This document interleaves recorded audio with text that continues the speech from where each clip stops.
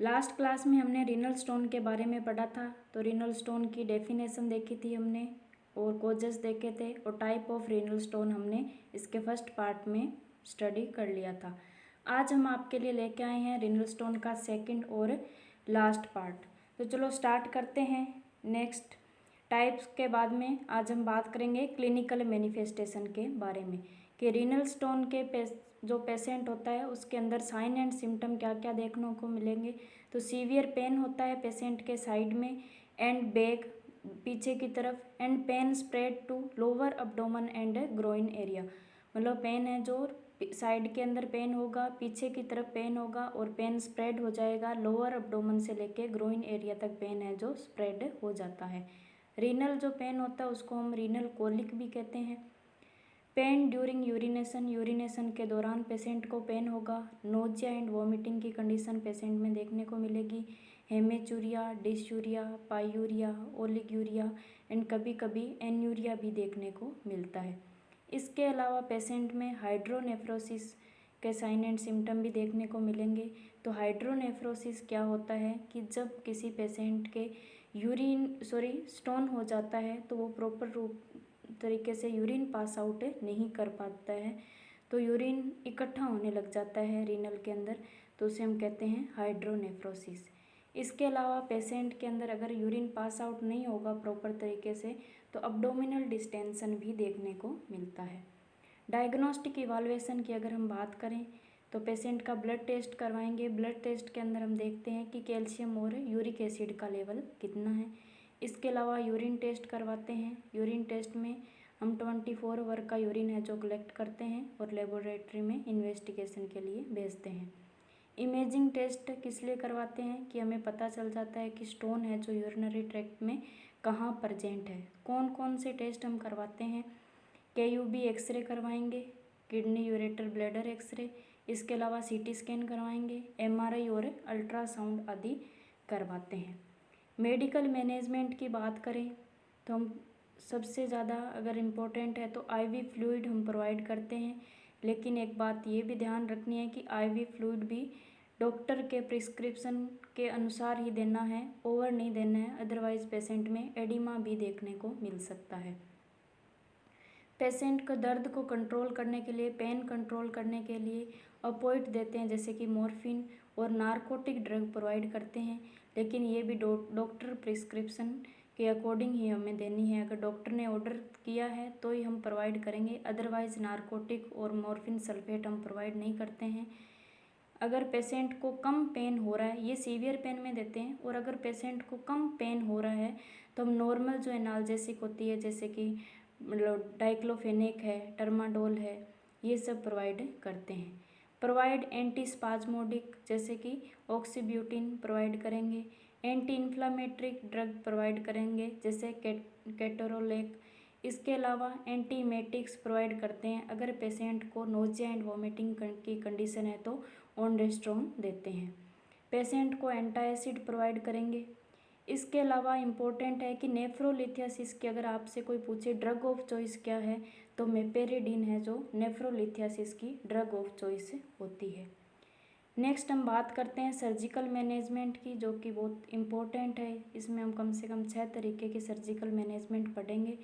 तो फर्स्ट है अपना एक्स्ट्रा कॉर्पियल शॉक वेव लिथ्रोप्सी। इसके अंदर क्या करते हैं कि पेशेंट को सबसे पहले तो आपने डायग्राम में आप देख रहे हो कि सुपाइन पोजीशन प्रोवाइड करनी है। पेशेंट को NPO रखना है। NPO मीन्स होता है नथिंग पर ओरल, मतलब मुंह से कुछ नहीं देना है 6 to 8 आवर तक। And provide IV sedation. अगर आवश्यकता है तो हम क्या देते हैं, IV सेडेशन देते हैं, मेडाजोला। वैसे इस सर्जरी के अंदर किसी भी प्रकार का कोई दर्द नहीं होता है। तो ये होती क्या है, कैसे करते हैं? Extra corporeal shock wave lithotripsy में क्या होता है, use to remove stone slightly smaller than an inch that are located near the kidney.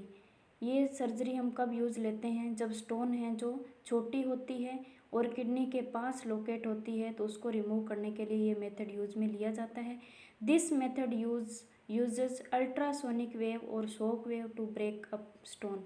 इसके अंदर क्या करते हैं, अल्ट्रासोनिक वेव या शॉक वेव का यूज़ करते हैं जिसका काम होता है जो स्टोन है उसको ब्रेकअप करना, मतलब तोड़ने के लिए हम काम में लेते हैं। जैसा कि आप डायग्राम में देख रहे हो कि जो रेज है डायरेक्ट कहाँ डाली जा रही है, स्टोन पर डाली जा रही है, जिससे क्या होगा, स्टोन है जो टूट जाएगा।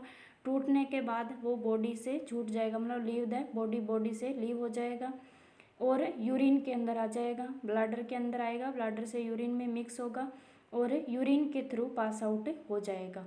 आफ्टर प्रोसीजर हमें मॉनिटर करना है कि पेशेंट को ब्लीडिंग तो नहीं हो रही, ओलिगोरिया की कंडीशन तो नहीं है, यूटीआई या हाइड्रोनेफ्रोसिस से हम मॉनिटर करते हैं। नेक्स्ट सर्जरी देखते हैं, प्रिक्यूटेनियस नेफ्रोलिथोटोमी। इसमें क्या करते हैं, ये क्या होती है, प्रिक्यूटेनियस नेफ्रोलिथोटोमी और nephrostomy is used for large stone. ये किस लिए यूज़ करते हैं, अगर स्टोन का साइज है जो क्या है, लार्ज है और नियर द किडनी, और किडनी के पास में है। The stone is removed with an endoscope that is inserted into the kidney through a small opening. इसमें क्या करते हैं, एक स्मॉल इंसिजन लगाते हैं, अपन चीरा लगाते हैं और एंडोस्कोप को इंसर्ट किया जाता है और स्टोन को रिमूव करते हैं। एंडोस्कोप क्या होता है, ये एक इंस्ट्रूमेंट है जिससे विजुअलाइज करते हैं हम स्टोन को। नेक्स्ट हम बात करते हैं यूरेट्रोस्कोपी। यूरेट्रोस्कोपी में be used for stone in the lower urinary tract. Ureteroscopy procedure हम कब यूज़ करते हैं, अगर स्टोन है जो लोअर यूरिनरी ट्रैक्ट के अंदर है तो। इसके अंदर क्या करते हैं, इट इन्वॉल्व फर्स्ट विजुअलाइज, पहले हम देखेंगे स्टोन को, एंड देन डेस्ट्रॉइंग, और उसके बाद में डेस्ट्रॉय किया जाता है स्टोन को। Access to the stone is accomplished by inserting a ureteroscope into the ureter. इसके अंदर क्या करते हैं, यूरेट्रोस्कोप विजुअलाइज, अपन यूरेटर को विजुअलाइज करने के लिए यूज में लेते हैं यूरेट्रोस्कोप। तो यूरेट्रोस्कोप को इंसर्ट करेंगे, then inserting A laser electro hydraulic lithotripter.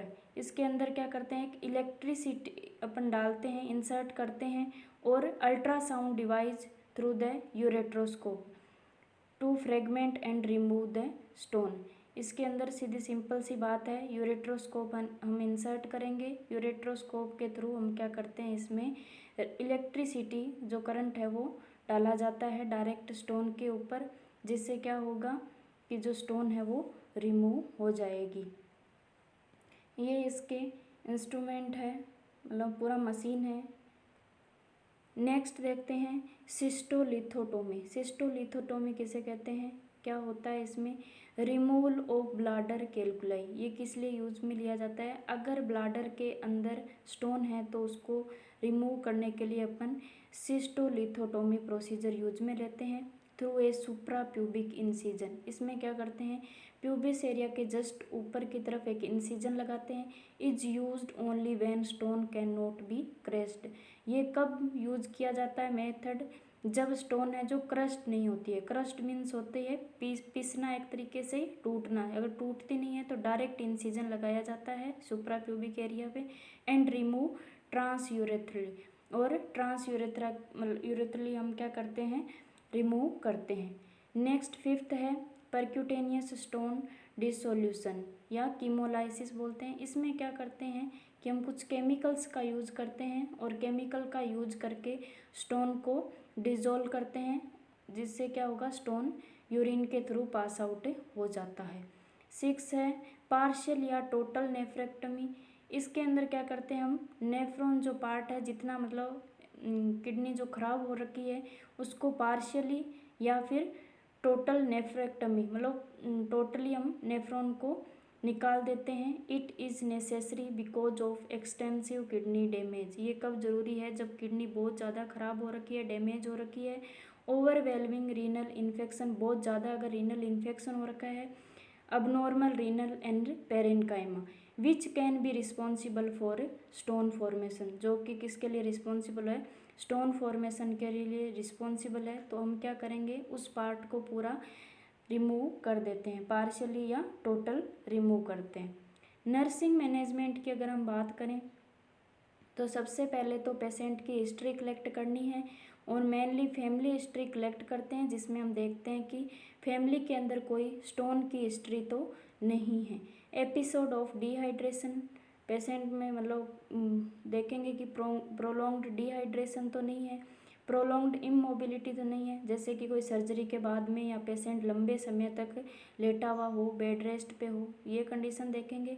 UTI urinary tract infection, dietary and medication history collect करते हैं। इसके अलावा assess pain location and level of pain, patient की पेन की लोकेशन देखेंगे, लेवल ऑफ पेन देखेंगे कि कौन से लेवल का पेन है। पेन असेस करने के लिए एक बात और भी ध्यान रखनी है, कौन सा स्केल यूज में लेते हैं हम, वोंग-वेकर स्केल यूज में लेते हैं। Observe for presence of associated symptoms such as nausea, vomiting, diarrhoea and abdominal distension. तो ये सिम्टम हम ऑब्जर्व करेंगे, जैसे कि नोजिया है, वोमिटिंग है, डायरिया या अब्डोमिनल डिस्टेंशन देखने को मिल रहा है, तो ये सिम्टम हम ऑब्जर्व करते हैं। इसके अलावा मॉनिटर करते हैं कौन, सिम्टम ऑफ यूटीआई, यूटीआई के सिम्टम हम मॉनिटर करते हैं, जैसे कि चिल्स है, फीवर है, डिस्यूरिया, पायूरिया, हेमेचूरिया आदि मॉनिटर करते हैं। इसके अलावा पेशेंट में observe for sign and symptom of urinary obstruction, observe करेंगे कि कोई ऐसा साइन एंड सिम्टम तो शो नहीं हो रहा जिससे यूरिनरी ऑब्स्ट्रक्शन हो रखा हो। Encourage to patient to take fluid 3000 to 4000 per day, मतलब हम देखते हैं कि encourage the patient to take fluid 3000 to 4000 per day. Patient को कम से कम हम एनकरेज करेंगे, प्रोत्साहित करेंगे कि कम से कम 3000 से 4000 ml पर डे फ्लूइड लेना है।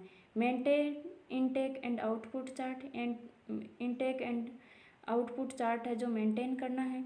चेक वाइटल साइन और वाइटल साइन चेक करना है। तो ये था आज का आपका टॉपिक, जो रीनल स्टोन अपना कंप्लीट हो गया है। So thank you guys. अगर आपको हमारी क्लास अच्छी लगती है तो लाइक करें एंड सब्सक्राइब करें, शेयर करें। Thank you.